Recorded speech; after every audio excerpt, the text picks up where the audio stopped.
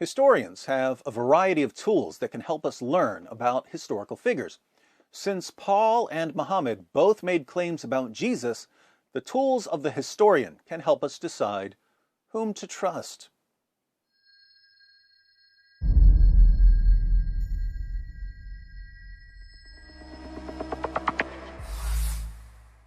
When Muhammad preached in Arabia, there weren't a lot of historians around, and the early Muslim community didn't know much about first century Christianity. So in this atmosphere of ignorance, Muhammad could say whatever he wanted to say about Jesus, and his followers wouldn't know that he was wrong. Muhammad could say, for instance, as he does in Surah 4, verse 157 of the Quran, that Jesus wasn't killed and wasn't crucified.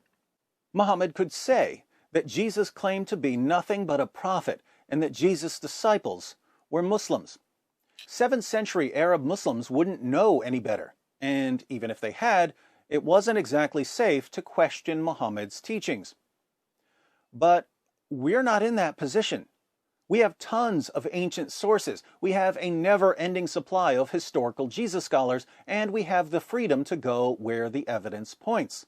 And when we apply the historical method and the tools of textual criticism to the ancient records, we find that the Muslim view of Jesus as a man who claimed to be nothing but a prophet, who was never killed, who never rose from the dead, and whose followers were Muslims, this view reflects the historical Jesus about as much as a Huffington Post article claiming that Muhammad was a world-class feminist reflects the historical Muhammad. But Paul's claims about Jesus line up perfectly with everything we can learn about Jesus historically.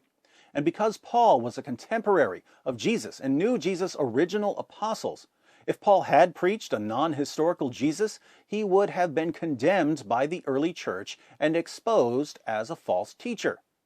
The reason he wasn't condemned and exposed was that the Jesus preached by Paul was the same Jesus who walked along the shores of the Sea of Galilee, who performed miracles, who made claims that no mere prophet should ever make, who died on the cross for sins, and who rose from the dead.